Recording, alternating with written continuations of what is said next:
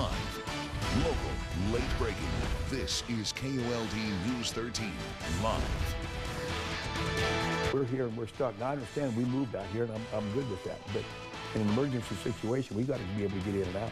Hundreds of Tucsonans stranded by washes running over their roads. KOLD News 13 investigates now how southern Arizona is fighting the flood as the monsoon quickly approaches. Plus, startling numbers regarding fences being breached at the nation's largest airports, including right here in Arizona. Is your safety in jeopardy? And I'm Craig Reck live on Tucson's southeast side with a late breaking update. A small child hit by a car has died. I'll step out of the way to show you we are live on a neighborhood street in Rita Ranch. I have Purple Heart Park right here next to me. Houghton and Valencia just a few blocks away. The sergeant on duty tonight tells me the 911 call went out just before 6 today. First responders found the boy in the street and rushed him to the hospital that's just 5 minutes from here, and that's where he was pronounced dead. I'm told the driver involved has stayed on scene to cooperate with detectives. He has no connection to the child, and police say alcohol was not a factor in this situation. With the skate park nearby here at Purple Heart Park, we still have several questions that we're pressing for from TPD, but the sergeant says they're keeping the rest close to this investigation while they continue to interview witnesses and speak with family members of the boy. So stay with us for any updates on air and online. Reporting live from the scene, Craig Reck, KOLD News 13, live local late breaking. Thank you, Craig. Also late breaking, a 1,400-acre fire has been contained tonight on Fort Huachuca after nearly forcing people from their homes. Homeowners in the Signal Village and Coronado Village subdivisions were told to be ready to evacuate if needed. They were put on alert after the fire broke through containment lines and jumped a road this evening. Crews believe it started this morning during a military training exercise. And we have crews across southern Arizona with late breaking news. Interstate 10 has been shut down between Tucson and Phoenix after two semi-trucks collided. This is happening near Picacho Peak, and that's where KOLD News 13's Janice Yu is joining us live. Janice? Hey, Dan, Heather, I'm standing along westbound I-10, like you said, near milepost 219. This is near Picacho Peak. I want you to take a look here. Limited information right now, but lots of highway patrol presence. And you can see something that looks like this semi-truck that is being cleaned up right now. Again, limited information, but traffic is backed up for miles along this point, along Interstate 10. Some cars are trying to cut across the median to get into the eastbound lanes to kind of turn around and avoid this traffic. Many people have their cars turned off and are standing along the side of the road as well. Again, no word on how long it will take before the westbound lanes open back up, but we'll continue to keep you posted on air and online on TucsonNewsNow.com. Reporting live near Picacho Peak, Janice Yu, KOLD News 13, live local late breaking. All right, thanks so much, Janice. The man of shooting or accused of shooting a prominent Marana businessman is back in Pima County tonight. Ruben Munoz extradited from Santa Cruz County this afternoon, and this is exclusive video of Munoz just hours after he turned himself in the Nogales port of entry yesterday. Munoz expected to make his first court appearance in the morning. He is facing attempted murder charges in the May 4th shooting of John Kai Jr. Happening tomorrow, the Phoenix officer killed in the line of duty will be laid to rest. There will be a procession that will go throughout Phoenix. Officer David Glasser died last week after he was shot while responding to a robbery call. Tonight, his wife released a statement thanking people for their support, saying this, quote, "The love and support we have received eases a little of that pain." We have put her entire statement at TucsonNewsNow.com. Tonight, we're learning the tragic drowning of a Tucson toddler was the result of neglect by her mother, according to authorities. DCS putting out a report saying a backyard pool drowning in March may have been prevented had the child's mother, Stephanie Bennett, kept a closer eye on her daughter. 2-year-old Sabrina Bennett was taken to a hospital but passed away. Tucson police are still investigating. New at 10, hundreds of Tucson High students walking across the stage to get their diplomas tonight, but 38 seniors, they weren't there. That is because they were caught in an alleged cheating ring to change their grades. Maria Hechanova is joining us live from Tucson High tonight. And Maria, obviously it's supposed to be a very happy time for so many graduates, but it's really unusual what's happening because so many of them aren't joining them tonight. Well, no doubt there was more positive energy than negative here tonight at Tucson High School. Right now you can see that the crews are still cleaning up after the ceremony, but get this, more than 5,000 people showed up here today and they were here to celebrate. And even though you see all smiles on the screen, some students definitely had the 38 classmates who were banned to be here on their minds. It's a little sad and disappointing that they're not going to be here. And I think that the important thing is that the kids learn from this. We all make mistakes. Officials say the students got a teacher's computer password and charged money to improve grades in a credit recovery class. They'll have a chance to graduate once they pass summer school. Maria Hechanova, KLD News 13, live local, late breaking. Thank you, Maria. Tomorrow, state officials will sign off on the results of last week's special election in Arizona. The Secretary of State's office shows Proposition 123 passing by nearly 20,000 votes. The measure will pump $3.5 billion into K-12 schools over the next 10 years. Prop 124 passed easily with more than 70% yes votes. This proposition makes changes to the state pension system for police, firefighters, and other first responders. Arizona, one of 11 states suing the federal government tonight over President Obama's directive to let transgender students choose the bathroom which they identify with. The challenge asks a judge to declare it unlawful. The president's directive does not have the force of law, but the school districts could lose federal education money if they don't comply. Districts in the Tucson area say they've already been complying. Tonight, more support for limits on high-rise balconies near the University of Arizona. All of this coming in response to bottles and cans flying off of balconies near the Islamic Center of Tucson. Legally, the city cannot close off those balconies. They're already there, but an update to zoning rules in the neighborhood can stop them from being added to new student housing. About a dozen people speaking in favor of those changes tonight, saying it is time something was done. I hope in time some sort of either correction in behavior expectations or modifications to the buildings can be made so that there are no more balconies or stuff cannot be thrown off the balconies. The plan is still weeks away from being considered by city leaders. If you ask people living near Santa Rita Park, they will tell you all about the crime and the problems with the homeless there. And that is why Parks and Rec is now teaming up with Tucson Police and the Fire Department to find out ways to make it safer. KOLD News 13's Monica Grimaldo did some digging into their plans. Monica, what are some of their ideas? Well, this collaborative effort has already kicked off, and one plan is to have more police presence here. The Ward 5 City Council office tells me 2 TPD lieutenants have already been assigned to oversee this area and kind of coordinate with the neighborhoods around here. The Ward 5 Council actually posted phone numbers for these lieutenants in which neighbors can call them directly. And it's not just to keep the park safer, but it's also to make sure these folks who spend their nights here are getting the help they need. We got him into a better living situation. We are seeing a reduction in how many times he's calling, and we are feeling like we're getting him towards more concentrated care that's helpful to him. Tucson Fire Department's Deputy Chief Sharon McDonough is a part of what is known as the TC3 program, and they're part of this effort. She says they've already been able to work with a few homeless people at Santa Rita Park recently. The Ward 5 office says the city has no intentions in closing the park down due to this.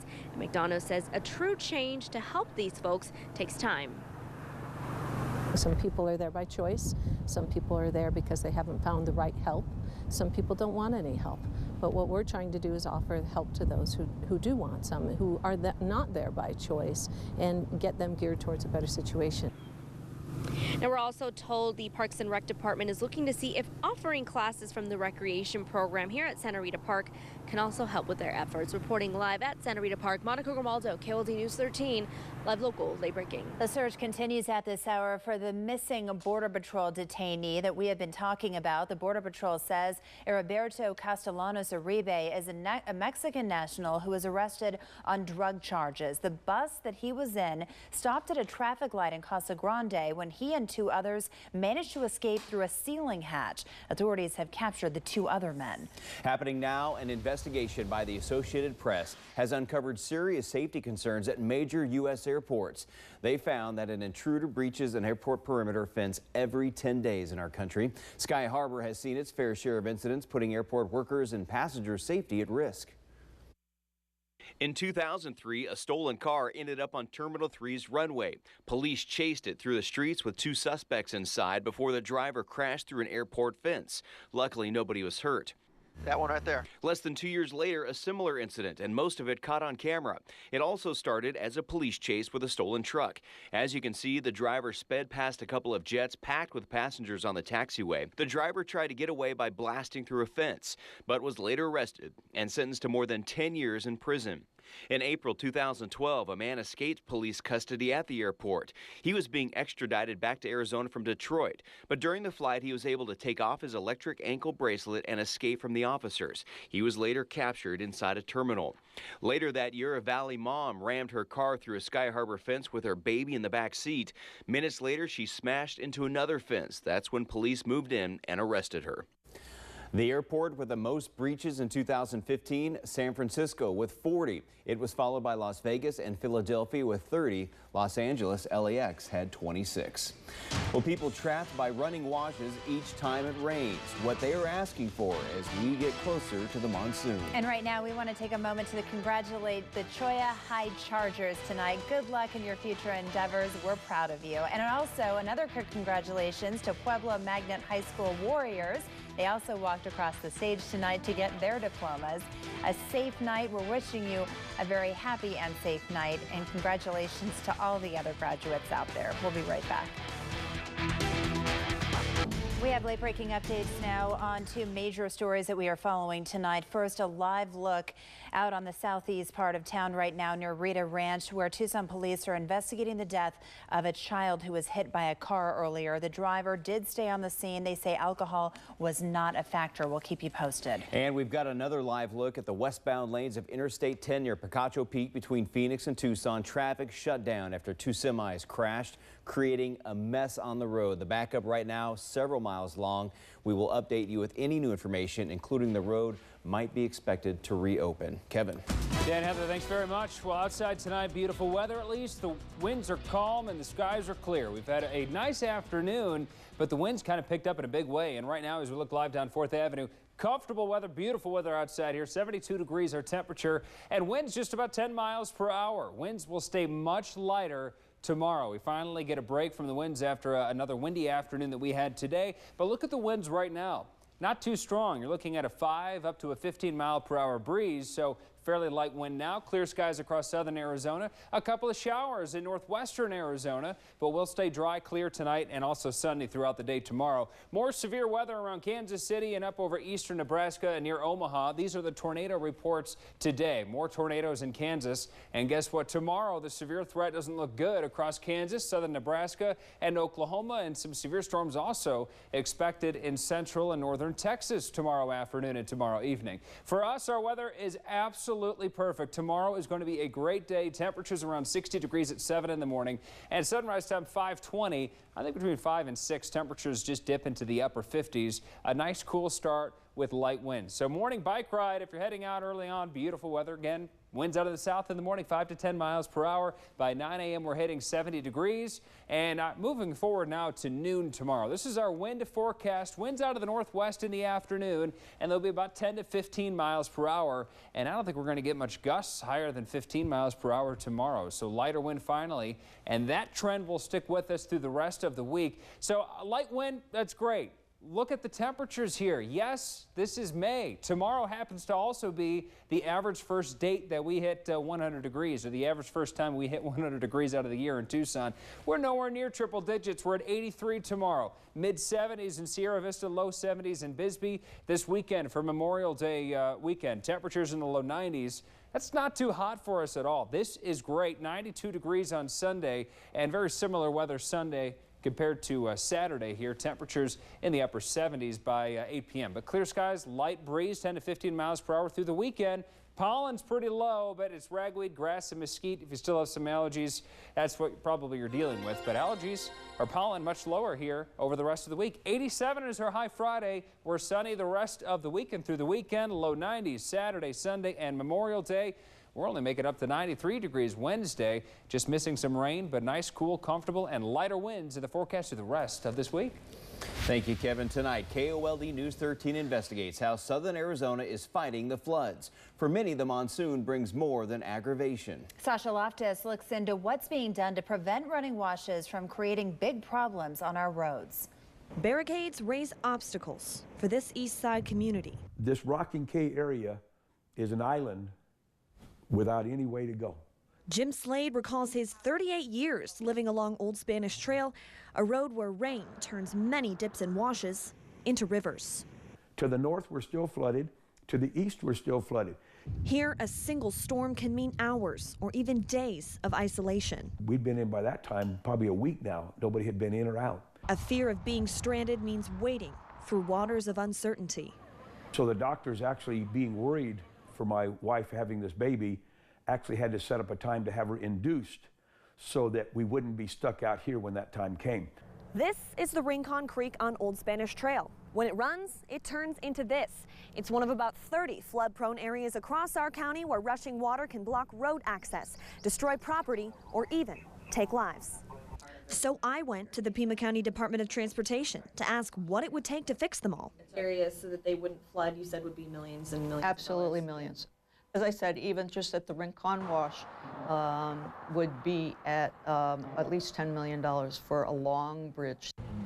She says they just don't have the money. The Regional Transportation Authority has a plan. It costs over $2 billion and has tackled 2 trouble spots. You may have seen the county just built a bridge on La Cholla over the CDO wash. RTA also funded City of Tucson plans to place a crossing on Harrison Road over the Pantano wash. Construction starts in 2022. But that's where upgrades end. Most of the county's cash comes from state car licenses and an 18-cent per gallon gas tax, a price Arizona set back in 1991. It's been that amount for the past 25 years.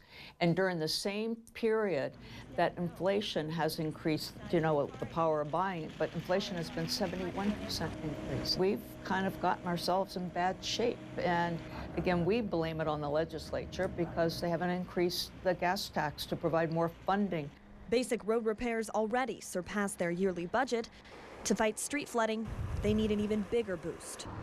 To push for what some call a necessary change. We're here and we're stuck. Now I understand we moved out here and I'm good with that, but in an emergency situation, we've got to be able to get in and out. Sasha Loftus, KOLD News 13.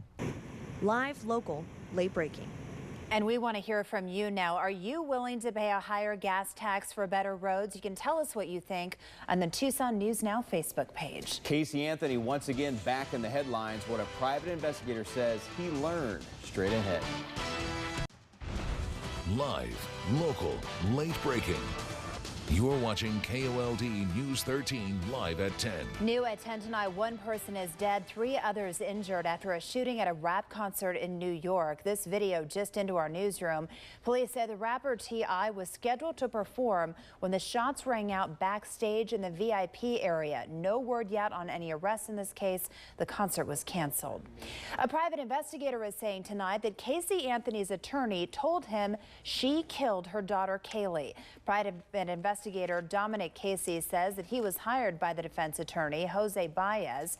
Casey says that Baez told him, quote, she needed all the help he could get to find the body before somebody else did. Baez says that's not true. As you know, Anthony was found not guilty of first-degree murder in the death of her daughter in 2011. Now to campaign 2016. More protests today outside a Donald Trump rally, this time in Anaheim, California. Police in riot gear forming a line. Several fights caught on camera with demonstrators throwing punches. Just last night, there were also protests, much similar like this one, in Albuquerque. A State Department Inspector General says Hillary Clinton did not follow departmental policies while handling emails as Secretary of State. A report says Clinton should have surrendered all work-related emails after leaving the department. She released most of her emails earlier this year, except those that she considered personal. So delighted. Damian Alameda is coming up next with sports. Wildcat baseball seniors talk about what they'll remember about suiting up at High Corbett Field for likely the last time when we return. This is KOLD News 13 Sports.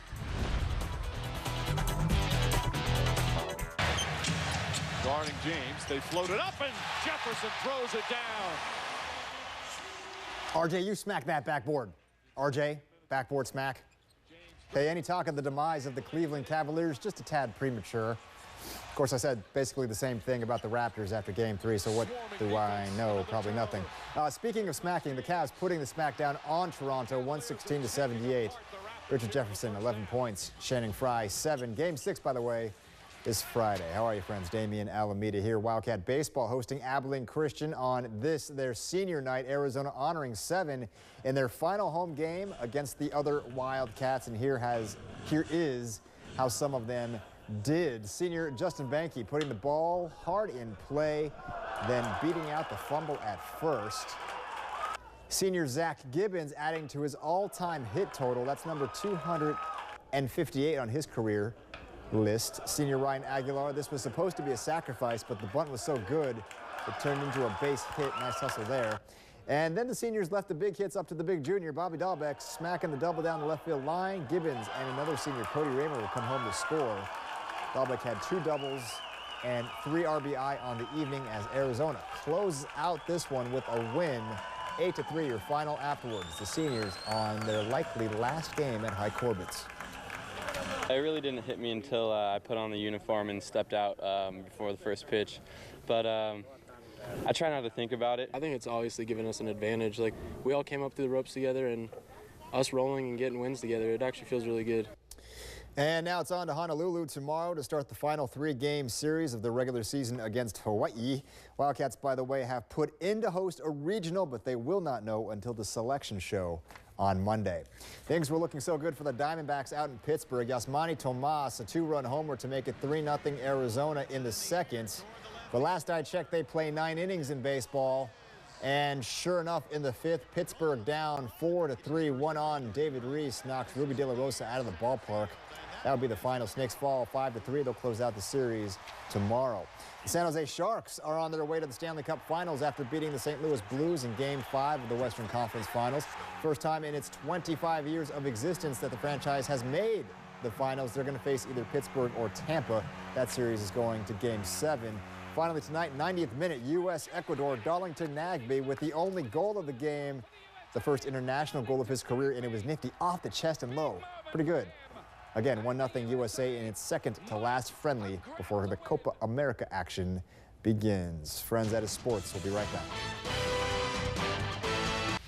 One last look at a couple of breaking stories that we are following at this hour. First, a child has died after being hit by a car on the southeast side of Tucson near Houghton and Valencia. It happened about 6 o'clock tonight. The driver involved did stay on the scene and is cooperating with detectives. And another last look at I-10 near Picacho Peak. 2 semis crashed into each other. The interstate is closed heading westbound, so if you're heading up towards Phoenix, you are going to be affected by this. The backup right now, several miles long. No word yet on how long the interstate will be closed, but they have to do a lot of investigating, also a lot of cleanup. And I've got some messages on my Facebook page. Some people are stuck in that, and they are on their way to Phoenix to catch a flight out of Sky Harbor. No. So, and it is really dangerous, too, because people are trying to turn around, and you can't, especially at night. It is too dangerous. So let people know if they are thinking about heading up to Phoenix tonight, they want to just stay put, at least for the next few hours. And tomorrow, I think we'll want to be outside. I mean, this is a nice day. And I'll tell you, if I'm a teacher and I'm done with school, I'm going by the pool tomorrow, man. 83, sunny outside, lighter winds. Time to celebrate. Thursday, yes. Have a good night. Good night.